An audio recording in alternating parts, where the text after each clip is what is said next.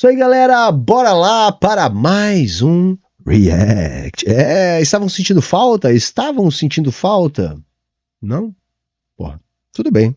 Vou fazer mesmo assim, porque nós estávamos sem internet, agora nós temos internet, e então nós estamos de volta com os nossos Reacts. E nós temos aqui, hoje, ele que é nossa vítima semanal. E é importante porque enquanto existir esse tipo de conversinha, de historinha pra boi dormir na internet, que é perigoso, que manipula as pessoas, nós vamos estar aqui desmentindo. Então tá aqui de novo hoje o vídeo da semana dele, o nosso alvo preferido do momento, que é Thiago Braga. Sim, Thiago Braga, lá do Brasão das Armas, do Impérios AD, que é um cara que fala muita merda, causa um grande estrago e a gente tem que desmentir.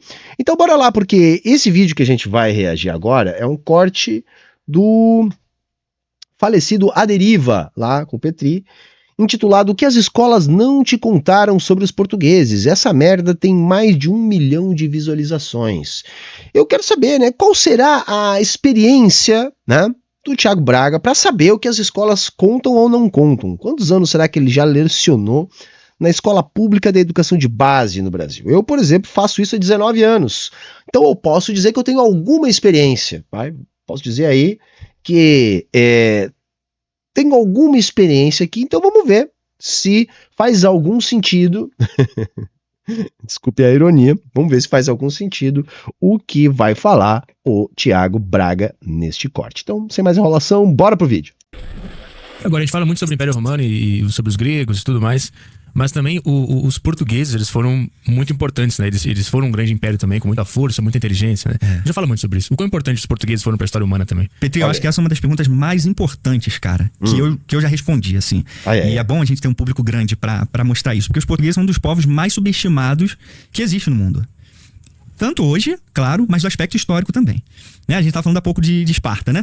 Os espartanos são... Sabe, eu não sei, baseado no que mais subestimado? Assim, a historiografia dá bastante conta, sabe? De todo o período onde Portugal era uma das nações mais influentes da Europa, pelo menos no sentido econômico. Então eu não sei de onde é que ele tá tirando isso. É porque ele é fã, né? Ele tem um comportamento de fã, e aí ele já começa envenenando o poço, né? Ele já começa dizendo, olha só, eu tenho uma verdade oculta aqui de algo que não é dito, né? Essa é a forma dele de trabalhar. Então ele já começa dizendo uma coisa que não existe. Aliás, é normal, tá? Aliás, é normal. Eu queria, né, ter a oportunidade, né, de um dia poder, né, confrontar diretamente uma pessoa dessa, né? Mas acho que isso não aconteceria, jamais não teria essa oportunidade, esse gostinho, né? Muito glorificados, até endeusados por coisas que eles não fizeram, né? E de fato, muito pelo contrário, né? Fizeram mais mal do que bem, né? E eu digo isso sem medo nenhum. A galera... Entendeu? Assim, uma pessoa que lê, assim, um aluno do ensino médio, fazer esse tipo de avaliação, se os espartanos foram bonzinhos ou malzinhos, né? Em abstrato, né? Isso aí não é postura de quem é profissional da história, tá, gente? É lógico que a gente pode, sim, atribuir juízos de valor, se a gente apontar, né, bom pra quem, mal pra quem. Mas, em geral, a historiografia não trabalha dessa maneira, né? Não trabalha dessa maneira. Mas, enfim, bora lá. Se quiser checar os clássicos, pode checar Heródoto, pode checar Pausânias, né? Que a gente vai ver, assim, relatos escritos, Platão, inclusive, no banquete dele. Então, a gente tem muitas informações sobre isso.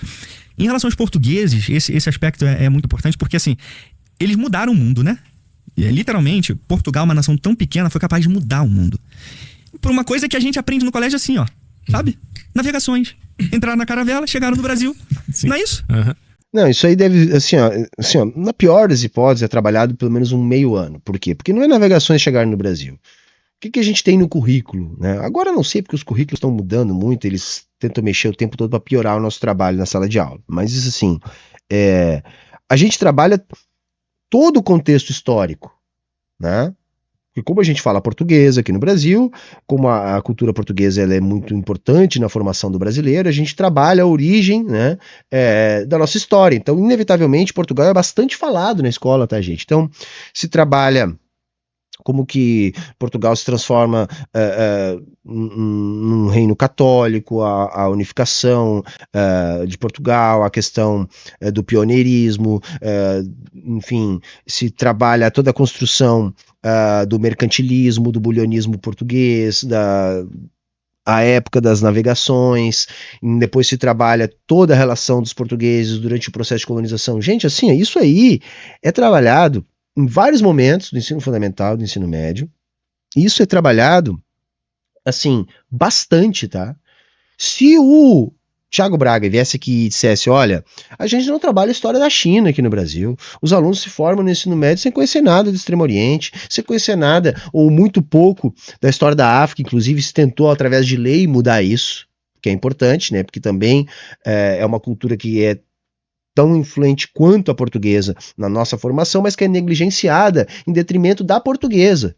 Porque historicamente se construiu nas escolas a ideia da história dos vencedores, né? Então é muito mais trabalhado Portugal nas escolas do que a África. Se tentou já, sei lá, coisa de uma década aí, um pouco mais talvez, obrigar os professores a alterar os currículos para introduzir a história africana, mas essa sim é pouco trabalhada até hoje, melhorou um pouquinho depois da lei. Agora, a gente não conhece nada de China, a gente não conhece nada de Índia, a gente não conhece quase nada de Oceania, a gente conhece muito pouco de Oriente Médio. A gente sai da escola, do ensino fundamental e médio, sem essas aulas completamente diferentes dos portugueses.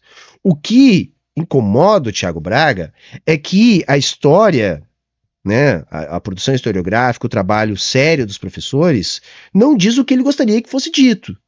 Porque ele é um propagandista, né, de uma visão romântica de Portugal. E aí, como essa visão romântica não é utilizada porque ela não é técnica, tá? Porque ela não enfim, é aquela coisa, gente, assim, eu já falei e vou repetir, como é que o Thiago Braga trabalha? Ele faz a pesquisa dele, a equipe dele, que eu imagino que ele deva ter, enfim, com a grana que ele ganha, ele deve ter uma equipe, faz um trabalho para produzir o roteiro dos vídeos de história, como trabalham alunos do ensino médio. Sabe, no ensino médio você diz, olha, eu quero um trabalho para vocês de pesquisa para me entregar tal dia. Tema: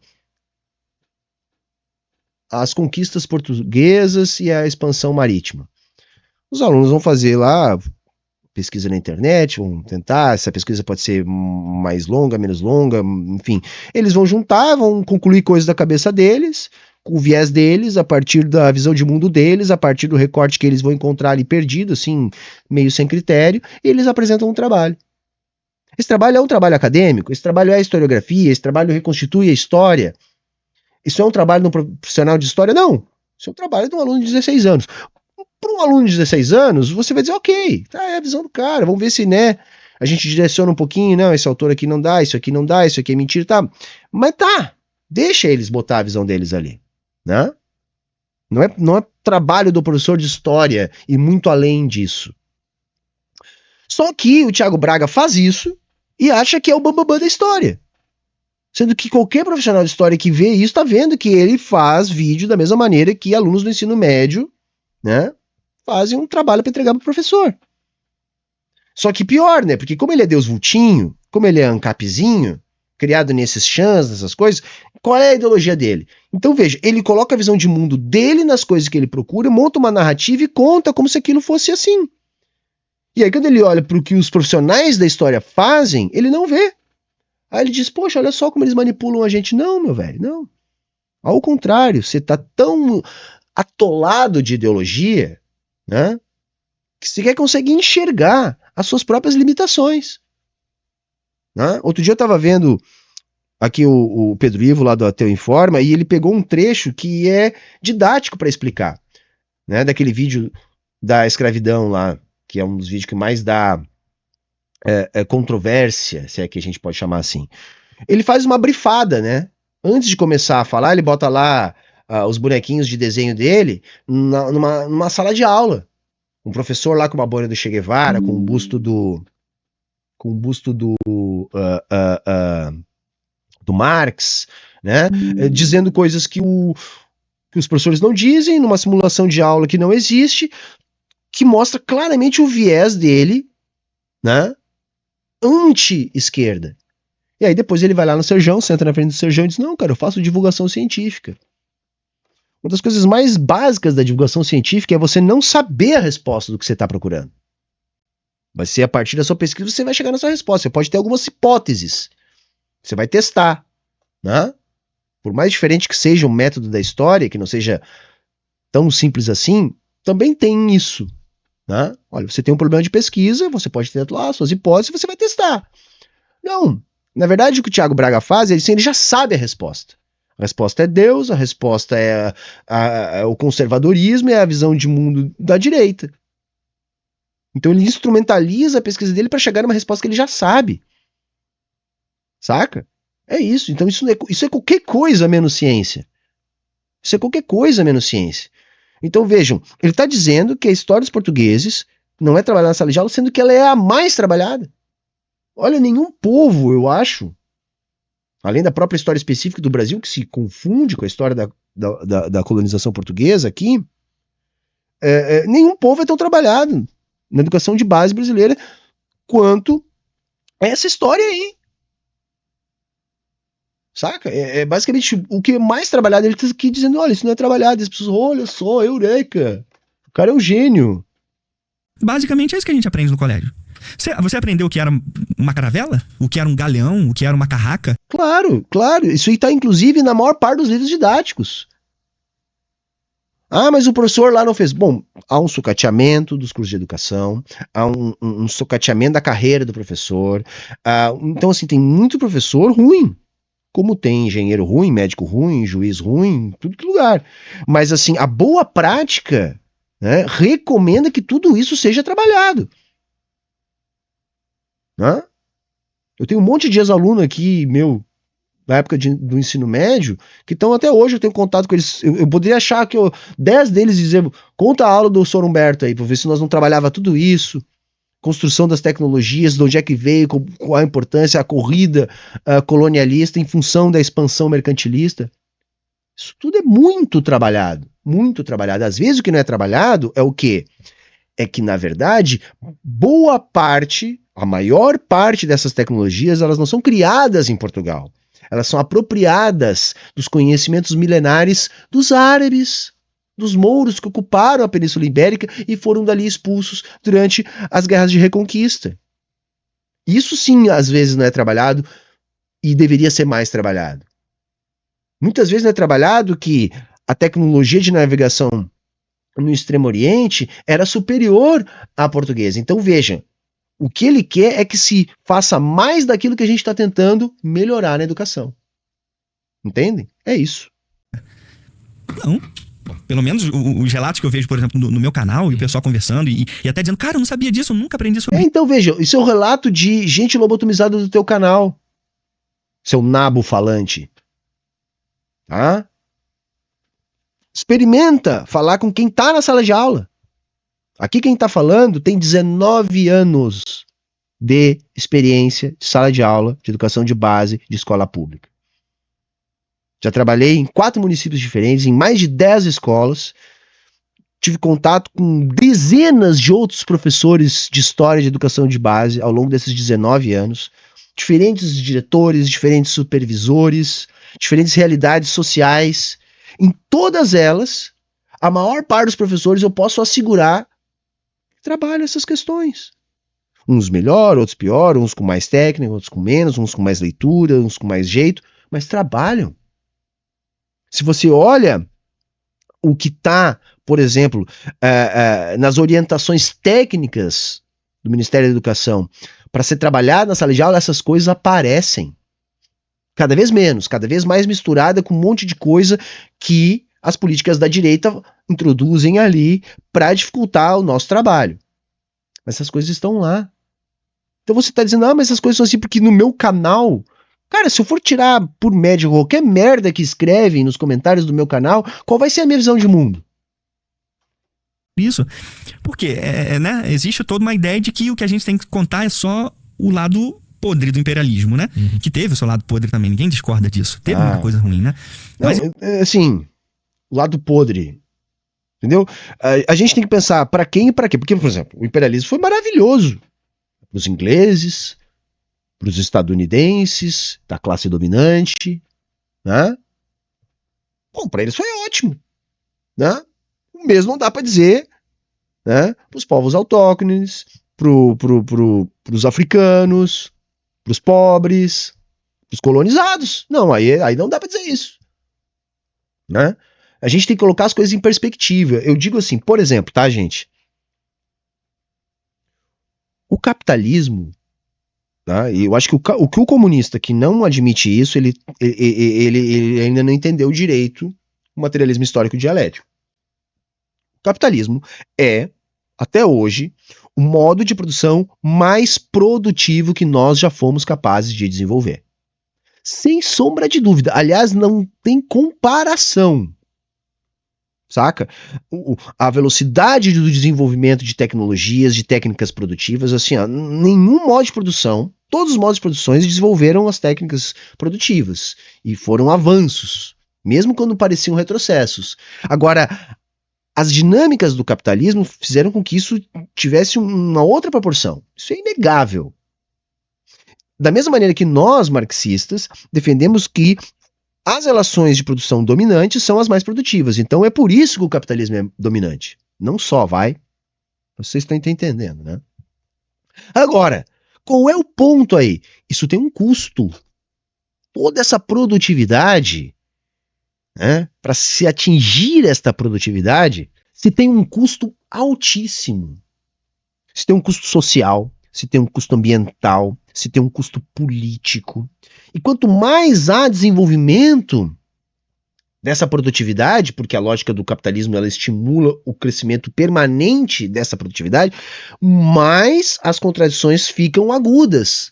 Ou seja, o efeito colateral também é potencializado ao longo do tempo. Então veja, a gente consegue colocar essas coisas em perspectiva. Então dizer que a coisa tem um lado bom, um lado ruim, é assim, de novo, é por isso, gente, é por isso, entre uma série de outras coisas, tá? Mas é por isso também que essa galera consegue algum sucesso. Porque é muito mais fácil você apostar na ignorância da pessoa, é muito mais fácil você dar uma resposta mais flagrante e errada, a partir de algo mais palpável e visível, do que você trabalhar as estruturas daquilo que você está tentando explicar. Então ele consegue, porque como ele tem a cabeça de quem faz uma pesquisa no ensino médio de história, né, ele acha que a história se resume a isso, sabe? É o efeito Dunning-Kruger, ou Dunning-Krieger, não sei, né? É o idiota confiante. É o cara que é tão burro que não tem a capacidade de ter inteligência suficiente para perceber a própria burrice. Saca? Porque é assim, você aprende um pouquinhozinho sobre uma coisa, e se você é meio burro, né? Ou, enfim, tem outras questões também além de burrice, mas enfim, se você é meio burro, você se acha o fodão daquilo porque você estudou um pouquinho daquilo. Só que se você continua estudando mais, você deixa de se sentir fodão naquilo e começa a se sentir burro de novo. Opa, peraí, eu achei que eu sabia. Mas agora eu caminhei um pouquinho mais aqui no conhecimento e descobri que isso que eu sabia era tão pouco que não dava nem para dizer que eu sabia. E aí se você continuar pesquisando, aí você começa de novo a construir um conhecimento mais sólido. Saca? O Thiago Braga, ele fica nesse primeiro contato. Ou seja, ele sequer descobriu ainda que ele é burro sobre o assunto. Saca? Ele acha que sabe história. Ele tá nesse nível. Né? É Dunning-Kruger. Em relação a essa ideia de conectar o nosso passado com o nosso presente, mostrando as coisas importantes, cara, é muito relegado ao negativismo, assim. E se a gente parar pra pensar, como eu falei, esses três ícones aí, a caravela, o galeão e a carraca, foram eles que mudaram o mundo mesmo. Os espanhóis navegaram e descobriram a América, né? Com o navio deles? Não. Com uma caravela portuguesa. Uhum. Então foi através de uma invenção portuguesa que a América foi descoberta por Colombo, né? Uhum. Foi através de uma invenção portuguesa. Porque, olha quantas... Eu não vou problematizar de novo toda a questão desse descobrimento, tá? Isso aqui, quem tá acompanhando, assim, as escovadas que eu tô dando nele aí nas últimas semanas, já viu eu falar várias vezes. Então vamos passar pra gente não perder tempo, tá? Enfim, mas é uma bobagem. Nuances a gente tem aí. O primeiro a estudar cientificamente, né, empiricamente, a relação entre as marés com a Lua foi Duarte Pacheco Pereira, o navegador português. Foi o primeiro a fazer essa relação. Na Europa, no Ocidente. Empírica e a deixar registrado isso nas suas crônicas. Porque quando eles adentravam e chegavam na costa e adentravam rios, eles precisavam calcular quando que a maré subia, quando que ela baixava, para conseguir entrar então com seus barcos. Entenderam? Eu só fiz essa vírgula aí pra mostrar que é o seguinte, isso é uma outra coisa, assim, que, ai, cara, meu Deus do céu, como isso é velho, cara. Eu devo estar desatualizado, e posso estar mesmo, porque eu me formei em 2006, então eu acredito que os meus professores estavam atualizados até o final dos anos 90. Eu posso estar desatualizado, mas isso é tão velho, gente, tá? É tão velho, assim, ó, que quando eu estudei já estava desatualizado, sabe? Lá. Então, sabe, empiricamente, deixar isso registrado, a própria evolução do militarismo, e aí a gente entra na história da guerra também. O desenvolvimento armamentista que essa invenção da caravela, do galeão e da carraca causou no mundo foi impressionante. Foram os primeiros a colocar, por exemplo, canhões na lateral do navio. Então, agora um navio era literalmente uma máquina de guerra. Isso nunca... Nossa, olha só que coisa, né? Pra quê, né? Pra quê? Pra quê? Tá? É isso. havia sido pensado antes. Tem um relato interessantíssimo que eu gosto muito de citar, que mudou o mundo. Os muçulmanos eram os principais detentores. Entendeu? É eurocentrismo. Eurocentrismo. Isso, cara, você não sabe... Você tem uma visão eurocêntrica, 2024, tratando história como ciência. Saca? Isso tá no nível da Terra plana, gente, tá? Tá no nível da Terra plana. Em algum momento se achou científico que a Terra era plana. Na Europa, em algum lugar específico ali, se achava. Até que, ok, galera, mandamos mal, é ridículo isso. Mesma coisa eurocentrismo. Eurocentrismo, gente, tá assim, vamos falar um português bem claro, tá? Um português brasileiro bem claro. Eurocentrismo é racismo, tá, gente? Assim. Entendeu? É isso. O cara tem orgulho de ter uma visão eurocentrista da história. Da economia global, né? No século XV. Antes, inclusive, século XIV, XV. Tava tudo na mão deles. E os europeus, para eles conseguirem as especiarias, todo o comércio mundial, eles tinham que ir para lá. Eles tinham que ir pela Rota da Seda, né? Usando a Rota da Seda, eles chegavam, então, lá no Oriente, né? Ou na Ásia, na China, enfim. E aí eles tinham que fazer aquele trajeto todo de volta. E tudo era muito caro, porque era extremamente difícil chegar até lá. E aí, com essa descoberta, o mundo se abriu, literalmente. Povos desconhecidos, tipo o próprio Brasil mesmo, África, aquela passagem da África. Ninguém achava que era possível fazer isso. Não tinha ninguém que achava que era possível contornar. Tem um historiador... gente, a história da conquista da África tem a ver com essa dificuldade que eles tiveram de cruzar o extremo sul da África, né? Então, isso também já falei em outros momentos.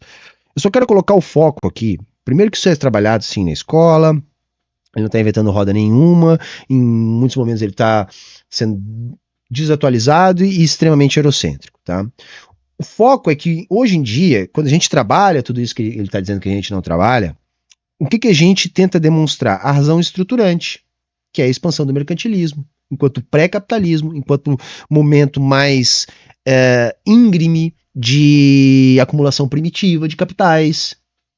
Então aquela situação ali foi impulsionada, né, pelas dificuldades de fazer a rota mais tradicional, sobretudo depois de 1453. Então eles, isso tudo a gente fala, só que a gente mostra, olha, por que eles estavam tão empenhados, por que eles perderam tantos navios, por que eles tiveram que desenvolver tanto a técnica deles, tá? Porque existiam já outras técnicas tão avançadas quanto, ou mais avançadas, no Oriente, em povos antigos, enfim, tinha essas técnicas, mas ali na Europa, naquele momento, eles estavam desenvolvendo aquilo para eles. E por que eles investiram tanto? Por que morreu tanta gente? Por que afundou tanto navio? Porque eles precisavam manter a lógica de expansão mercantilista, tá? Que está fundando naquele momento as bases do que vem ser depois o capitalismo. Um inglês chamado Charles Boxer, que ele diz que a descoberta da América e a passagem para as Índias, né, orientais, são dois dos maiores feitos da história humana. Porque a partir daquilo ali, o mundo literalmente se abriu. A gente soube o que era mundo. Eita, eurocentrismo gostoso. Eurocentrismo bem feito. A gente soube que o mundo era um globo, cara. De fato, né? De fato. Embora já havia gregos que diziam isso, né? Mas até então, o imaginário popular era do Mar Tenebroso. De repente tinha lá aquela queda e os barcos... E por quê, né? Por que o Mar Tenebroso? Quem é que alimentava isso? Quem é que era a maior beneficiada política e econômica disso? A Igreja Católica, gente. A Igreja Católica, tá? Que atrasou esse desenvolvimento aí séculos, tá? Mas ele é Deus vultinho, ele não vai dizer isso, né? Ele não vai dizer isso. Caíam, sabe? Aqueles monstros marinhos. Tu imagina o que era entrar numa caravela, Petri? e encarar literalmente desconhecido. Ficar à deriva, às vezes 30, 40 dias, cara. E assim, completamente perdidos, né? Galera, você já imaginou entrar num camburão? Já imaginou você estar andando na rua e tomar um enquadro gratuito, né? De um cara fardado, trincado, com o nariz escorrendo, com a mão tremendo, louco pra extravasar aquela adrenalina toda e aquele ódio todo que foi ensinado pra ele na academia? Já imaginou o terror de ser colocado em pé, cheio de pneu na sua volta e um monte de gasolina na sua cara? Então, cara, assim, horror por horror tem em qualquer época da história da humanidade. Esperando vento, sem comida, escorbuto aparecendo, dente apodrecendo, você completamente estragado fisicamente. Então pensa como é que estavam os escravizados, os porões, tratados que nem bicho, morrendo que nem mosca, né? Sendo jogados ao mar, né? Que se o colonizador estava perdendo os dentes, o que estava perdendo o escravizado no porão do navio? Estava perdendo o quê? A dignidade, a vida, a família, a terra, o futuro, né? Tendo que tomar um copinho de água por dia, tendo que cozinhar com água do mar, né? Então, assim, foi uma epopeia, cara. A verdade é essa. O que os portugueses fizeram foi fazer uma coisa que ninguém no mundo tinha feito ainda. Eles mudaram a forma de enxergar o planeta. Completamente. Porque depois deles, a história humana foi diferente. Esse é o ponto. Esse é o ponto. Foi totalmente diferente. Porque os holandeses se tornaram mais poderosos que os portugueses, não foi? Mais poderosos. Mas seguiram os mesmos passos dos portugueses. Foram pra Índia também. Tomaram o Império Português. Os ingleses, mesma coisa. Foram pra Índia. Todos eles depois vão superar ali os portugueses, pelo menos dessas potências colonialistas, porque eles vão entender a importância da transformação da manufatura em maquinofatura e vão entender que eles podiam ganhar ganhos, ganhar é ótimo, né? Ter ganhos de escala, né? Se eles não se dedicassem apenas a juntar metal precioso. Não que Portugal tenha feito só isso, mas eles se especializaram, né, nessa parte da lógica daquilo que vem ser depois o capitalista e perderam o néctar. Né? Perderam o néctar, seja em atividade bancária, seja em atividade industrial, que depois vai ser dominada por Holanda e Inglaterra. Tornando cabo, né, das tormentas lá embaixo na África, seguindo o mesmo padrão, fizeram entrepostos comercial. É claro que do ponto de vista econômico, eles foram muito mais bem sucedidos que os portugueses, né? Mas do ponto de vista de trajeto e de embarcações e de tecnologias usadas, eles usaram basicamente tudo que os portugueses tinham criado. E a gente não vê isso, a gente não aprende isso. Agora, não teve um breve período da história que Portugal teve um dos maiores impérios num momento específico, né? Que eles conquistaram vários territórios e dominaram boa parte dos lugares, né? Até 1570, basicamente até 1570, Portugal era o maior império. De 1500 até 1570. Ele se tornou o maior império, porque ele não só, né? Da Europa, mano. Da Europa, cacete. Já tinha descoberto o Brasil e basicamente todo o litoral brasileiro já pertencia a Portugal todo e todas as outras colônias, né? Todos os outros povos. África, né? E vários entrepostos comerciais na Índia. Então, assim, foi o maior império da sua época, durante 70 anos. Eu sei disso porque eu joguei aquele Total War. Total War. E aí tem lá uma das versões que consegue escolher Portugal pra jogar. Né? Exatamente. E é o Fernão Dias? Fernão de Magalhães. Fernão de Magalhães, é? Que ele é o líder lá da parada, e aí tu vai conquistando os outros territórios e tal. Aí... Exato. Exatamente. Então ensina muito, né? Ensina muito. Inclusive, sobre essa batalha, como que Portugal se tornou, de fato, a superpotência, assim, inquestionável da sua época. Ninguém questionava a marinha portuguesa. Pera, encarar Portugal no mar, não. Deixa quieto. Nem Espanha, nem Inglaterra, nem Holanda, nada. Houve uma batalha em 1509, e aí essa batalha que trouxe o poder mundial para a mão de Portugal. E é uma batalha épica, que assim mostra pra gente como que o militarismo, né, de certa forma, traz o controle político também, econômico, né, e tudo mais. É lógico, desde sempre, né? Eu sempre gosto de sublinhar um ponto. A guerra acontece entre estados. É um instrumento, né, político. O último estágio do embate político é a guerra. Tá? Então ela sempre atende aos interesses da forma Estado, que é a classe dominante organizada. Né? O Estado é esse aparato de dominação da classe dominante. Né? Então o desenvolvimento da tecnologia de guerra é o desenvolvimento de uma tecnologia de repressão, de opressão. Né? É uma máquina mortal. É isso. Né? E aí a gente tem que pensar no efeito colateral disso, né? Que é geralmente quem morre na guerra. E a história da guerra pura. Um filho do vice-rei de Portugal, o Francisco de Almeida, ele tinha um filho que... O Francisco de Almeida tinha um filho que ele foi designado para controlar uma cidade chamada Chaul, que é uma cidade da Índia. E aí, numa refrega lá, ele foi morto. Foi bombardeado lá, explodiram o garoto. E aí, o Francisco de Almeida soube disso, vice-rei. O cara foi com sangue nos olhos para saber quem foi que tinha matado o filho dele. Ele soube quem era e ele mandou um recado lá pro governador de uma cidade chamada Dio. Ele falou assim, ó, muito prezado Malik Ayaz. Sabe como é que a gente faz, gente? Esse tipo de coisa, assim, veja, ele pode narrar o fato histórico que ele quiser. O fato não diz nada pra gente. Fato histórico sozinho não diz nada. Tá? Em 1789 teve a queda da Bastilha. Foda-se, o que tem? O que isso quer dizer? Então, assim, tem muitas maneiras na história de tentar entender e dar significado pro fato histórico. Eu, por exemplo, né, sou marxista, eu vou achar sempre mais convincente a determinação econômica. Então essas questões não eram, né, na visão de um marxista, porque mataram o filho, ele ficou com sangue nos olhos. Gente, isso não me convence. Né? Me convence muito mais entender que o fato do filho morrer naquela região, naquela circunstância, pode ser uma ameaça à dominação econômica sobre aquela região. E daí uma necessidade de uma reação para não perder mercado consumidor, fonte de matéria-prima, força de trabalho que está sendo dominada. Então o aspecto econômico, ele é o mais relevante, é o mais determinante. Tá?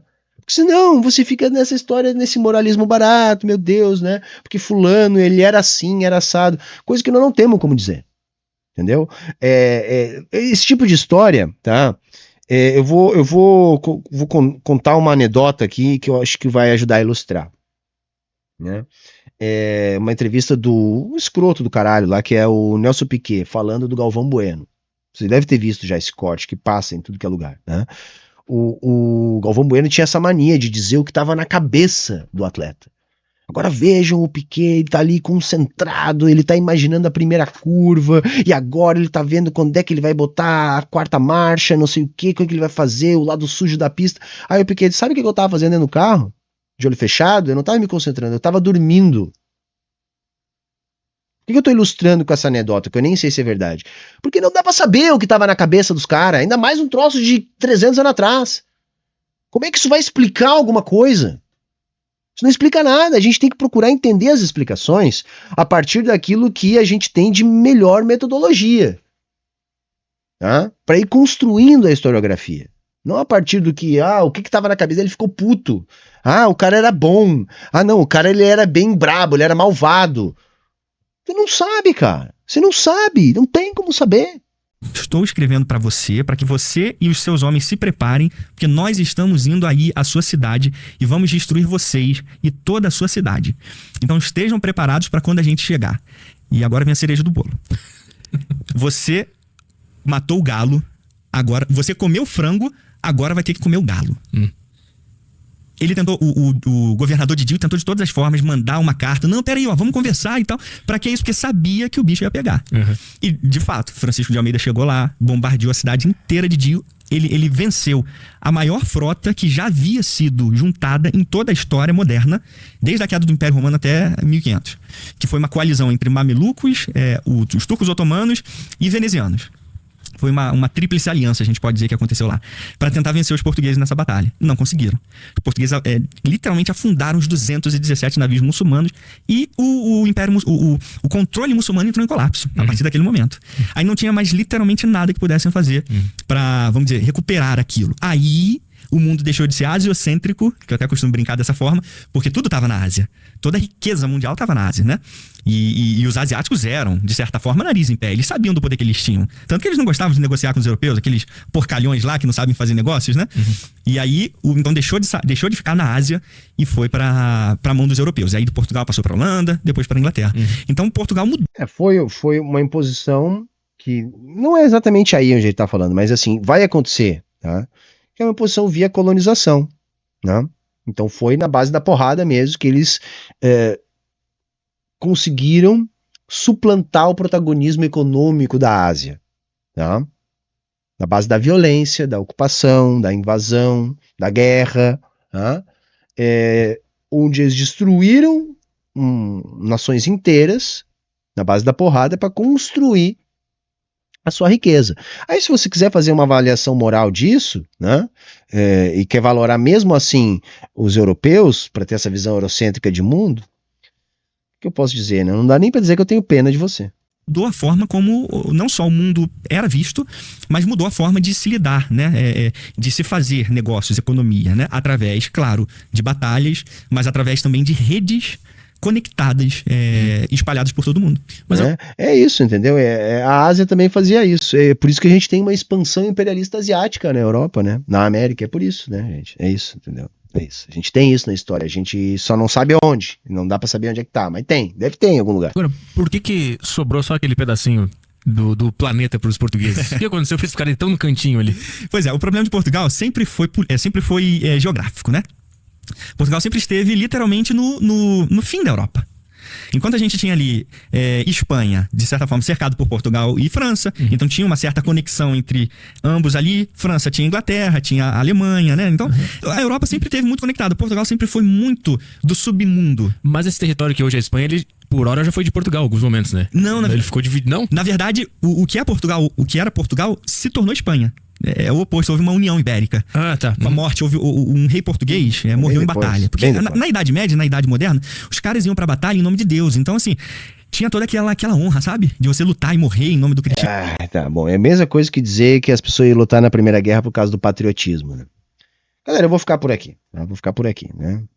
Encerrar com essa pérola ali. Os caras iam lutar por causa de Deus. Não era apenas uma instrumentalização feita pela religião a fim de também utilizar isso como um elemento. Tá? Eu acho que a boa analogia é essa, né? Surge toda uma campanha, né? Quando começam as guerras totais na Europa, os choques imperialistas, para aumentar um espírito nacionalista, um patriotismo para fazer as pessoas se alistarem, fazer as pessoas irem para a guerra, dar sentido para as pessoas se candidatar a morrer, né, por algo abstrato que nem ajuda elas. Né? Mesma coisa aconteceu lá nessa época aí, nessa história de lutar em nome de Deus. Tá? Eu acho que é uma boa analogia para a gente, talvez. Beleza, gente? Bom, se você chegou até aqui, né, dá uma moral para nós, até para que a gente seja incentivado a não parar com esse trabalho. Deixa like, compartilha, te inscreve, indica para os amigos e, se puder, é importante também que você ajude a manter o nosso canal no ar. Todas as formas de fazer isso vocês encontram aqui no comentário fixado. Valeu, falou, tchau, tchau e até a próxima.